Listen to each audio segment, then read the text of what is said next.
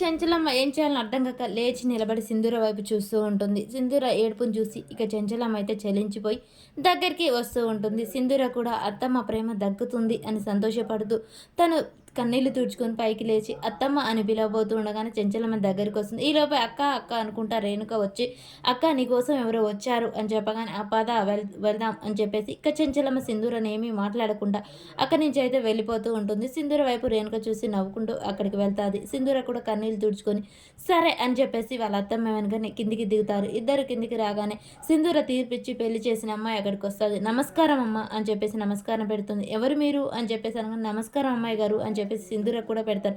అదేనమ్మా అమ్మాయి గారు తీర్పిచ్చారు కదా నాకు పెళ్లి చేసుకోమని వితంతు అయినా నాకు తీర్పిచ్చి నా జీవితాన్ని ఒక దారిలో పెట్టారు.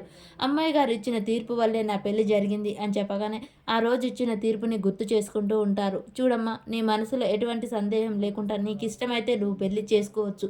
నీ హక్కులు కాలరాసేది ఎవరికి లేదు అని సింధూర తీర్పిస్తుంది. అవునమ్మా అమ్మాయి గారు అలా తీర్పు ఇవ్వబట్టే నా పెళ్లి జరిగింది అని చెప్పేసి అనగానే చెంచలమ్మకు చాలా కోపం వేస్తుంది. ఆ మాటలు వినగానే ఇక చాముండి అక్కడ ఉన్న వాళ్ళంతా సంతోషపడుతూ ఉంటారు. పుండు మీద కారం జల్లినట్టు భలే వచ్చారులే వీళ్ళ టయానికి అని చెప్పేసి చాముండి అనుకుంటూ ఉంటుంది. అమ్మాయి గారు ఇచ్చిన తీర్పు వల్ల నేను చాలా సంతోషంగా ఉన్నాను. నాకు పెళ్లి జరిగి పసుపు కుంకుమలు దక్కాయమ్మా. మీ ఆశీర్వాదం కోసం వచ్చాను అని చెప్పేసి చెంచలమ్మ కాళ్ళ మీద పడి ఆశీర్వాదం తీసుకుంటూ ఉంటారు. ఇక సింధూర సంతోషపడుతూ ఉంటుంది. సరే చల్లగా ఉండండి, ఆ దేవుడు మిమ్మల్ని ఎప్పుడూ ఆశీర్వదిస్తాలి అని చెప్పేసి దీవిస్తూ ఉంటుంది. అమ్మాయి గారు మీరు కూడా మమ్మల్ని ఆశీర్వదించండి మమ్మల్ని అని చెప్పేసి అమ్మని పర్వాలేదు మీరు ఎప్పుడు చల్లగా ఉండాలి అని చెప్పేసి సింధూర అంటూ ఉంటుంది. ఈలోపే చాముండి వెళ్ళి నువ్వు పట్టుబట్టలు పట్టుకరా అని చెప్పగానే సరే అత్తమ్మ అని చెప్తుంది. అమ్మాయి గారు మీరు ఇచ్చిన తీర్పు నా జీవితాన్నే మార్చేసింది. చూడు బాబు ఏం చేస్తావు, నేను ట్రాక్టర్ తోలుతానమ్మా, మిషన్ కుడతాను అని చెప్పగానే చూడు బాబు అమ్మాయికి ఎటువంటి లోటుపాట్లు లేకుండా సంతోషంగా చూసుకో సరేనా, ఇక నుంచైనా తన జీవితం సంతోషంగా ఉండేలా చూడనగానే అమ్మగారు అలాగే అని చెప్తారు. ఇక చాముండి పట్టుబట్టలు అయితే తెచ్చి ఇవ్వగానే చెంచలమ్మ ఇవ్వబోతూ ఉంటుంది.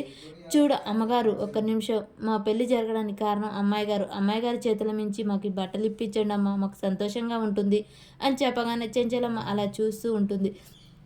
లేదు లేదు తను వితంతువు అలా ఇవ్వకూడదు కదా అని చెప్పేసి చాముండి అంటూ ఉంటుంది. పర్వాలేదమ్మా నా మనసుకు అసలు ఏమీ వద్దు, ఈ అమ్మాయి గారి చేతుల మీదనే ఇవ్వండి అని చెప్పేసి అనగానే చెంచలం అలా చూస్తూ ఉంటుంది.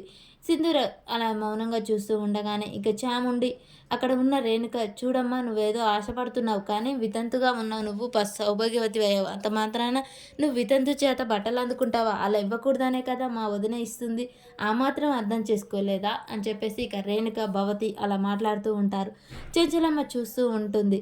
సింధూర ఉండి పర్వాలేదు నేను ఇవ్వకూడదు, మా అత్తమ్మ చేతి మీదనే తీసుకోండి, తన చేతి దీవెనలు చల్లగా ఉంటాయి అని చెప్పేసి అనగానే ఇక రేణుక భవతి అవునమ్మా కరెక్ట్గా చెప్పావు, నువ్వైనా అర్థం చేసుకున్నావు అని చెప్పగానే సరే అమ్మగారు ఇవ్వండి అని చెప్పేసి తీసుకుంటుంది.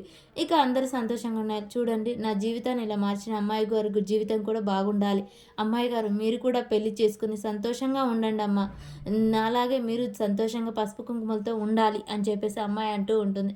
అమ్మాయి మాటలు వినగానే చెంచలమ్మ సింధూర కేశ ఒక్కసారిగా షాక్ అయి చూస్తూ ఉంటారు.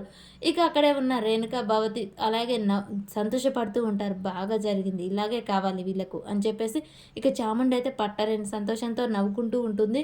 నిన్ను మాకు సలహాలు ఇవ్వడానికి వచ్చావా నువ్వు అని చెంచలమ్మ అనగానే క్షమించండి అమ్మ తప్పైపోయింది, ఏదో అలా అడిగేశాను అనగానే సరే వస్తామమ్మా అని చెప్పేసి వాళ్ళైతే వెళ్ళిపోతారు. ఇంకా చెంచలమ్మ కోపంగా చూస్తుంటుంది. అత్తమ్మ నాకెందుకో ఇది చూస్తుంటే వీళ్ళ నాన్న ఇలా అడిగిచ్చాడనిపిస్తుంది, ఎందుకంటే అసలు నీ ముందు నిలబడ్డానికి కూడా అర్హత లేని అమ్మాయి నీకే సలహాలు ఇచ్చిందంటే నాకెందుకో ఆ ధర్మం మీదనే డౌట్గా ఉంది అత్తమ్మ, తన కూతురు పెళ్లి చేయాలని ఇలా చెప్పిస్తున్నాడేమో అని చెప్పేసి సింధూర వైపు చూస్తూ అంటుంది. అవునొదిన నాకు కూడా అలాగనిపిస్తుంది, అసలు అతి గతి లేని అమ్మాయి ఈరోజు నీ ముందుకొచ్చి ఇలా మాట్లాడుతుందా, నీ ముందే నీ కోడలు పెళ్లి చేయమని అడుగుతుందా, అసలు దీనికి అంతటి కారణం సింధూర వాళ్ళ నానే కదా అని చెప్పేసి భవతి అంటుంది. అలా తల నలుగురికి నాలుగు మాటలు ఎవరికి తోచినట్టు వాళ్ళు అంటూ ఉంటారు.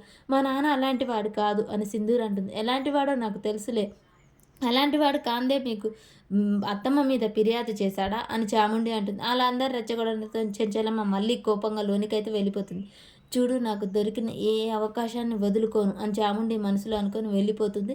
కేశవ కూడా సైలెంట్గా వెళ్ళిపోతాడు. ఇక సింధూరాన్ని ఆదరించే వాళ్ళు అభిమానించే వాళ్ళు ఆ ఇంట్లో అయితే ఎవ్వరు ఉండరు. ఒంటరిగా తను కూర్చొని ఏడుస్తూ ఉంటుంది. మరి చెంచలమ్మ దగ్గరికి తీసుకోదా, కోడల్ని అలాగే నిందిస్తూ ఉంటుందా?